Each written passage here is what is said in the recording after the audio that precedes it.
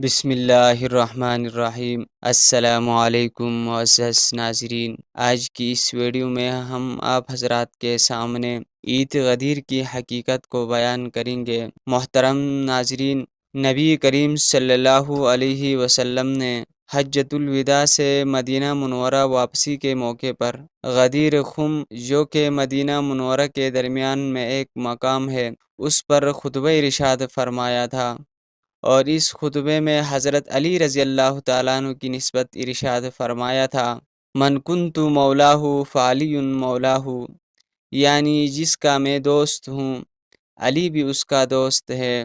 اس کا پس منظر یہ تھا کہ حجۃ الوداع سے پہلے رسول اللہ صلی اللہ علیہ وسلم نے حضرت علی رضی اللہ تعالیٰ عنہ کو یمن کی طرف عامل بنا کر بھیجا تھا۔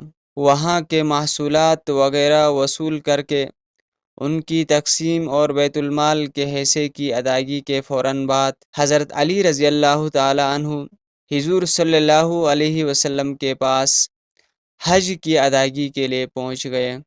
اس موقع پر محصولات کی تقسیم وغیرہ کے حوالے سے بعض حضرات حضرت علی رضی اللہ تعالیٰ عنہ سے ناراض تھے، اور یہ ناراضگی براہ راست نبی کریم صلی اللہ علیہ وسلم کی خدمت میں حاضر ہو کر دہرایا گیا۔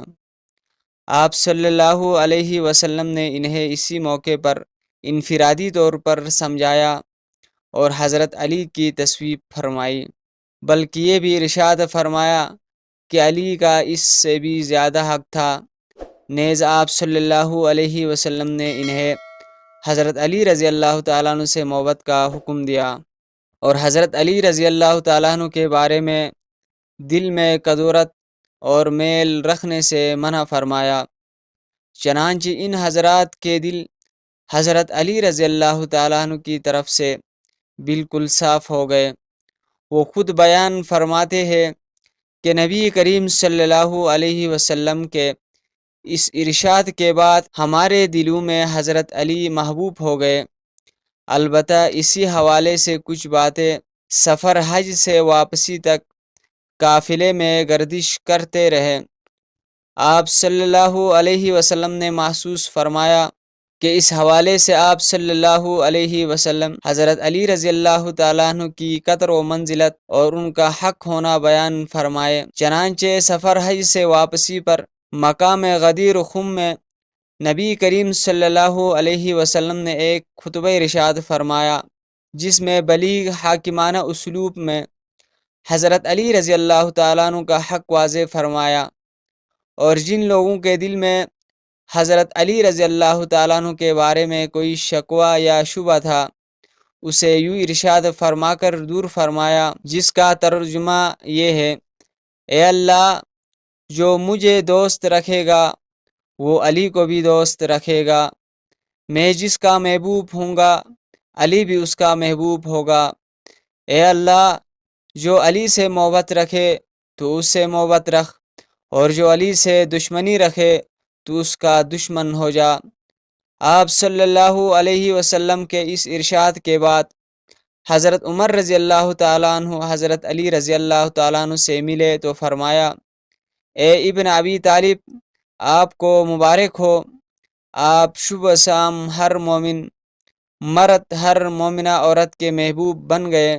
حضرات شیخین سمیت تمام صحابہ کرام رضوان اللہ تعالی علیہم اجمعین کے دل میں حضرت علی کی محبت پہلے سے تھی۔ جن چند لوگوں کے دل میں کچھ شبہات تھے، آپ صلی اللہ علیہ وسلم اس ارشاد کے بعد ان کے دل بھی حضرت علی رضی اللہ تعالیٰ عنہ کی محبت سے سرشار ہو گئے۔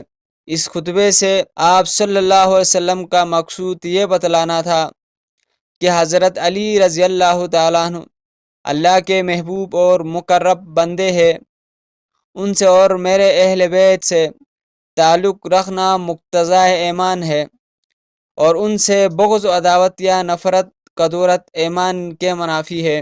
مذکورہ پس منظر سے یہ بات بخوبی واضح ہے کہ آپ صلی اللہ علیہ وسلم کا غدیر خم میں من کنت مولاہ فعلی مولاہ ارشاد فرمانا حضرت علی کی خلافت کے اعلان کے لیے نہیں، بلکہ حضرت علی کی قدر و منزلت بیان کرنے اور ناراض دوستوں کے شکوک دور کرنے کے لیے تھا۔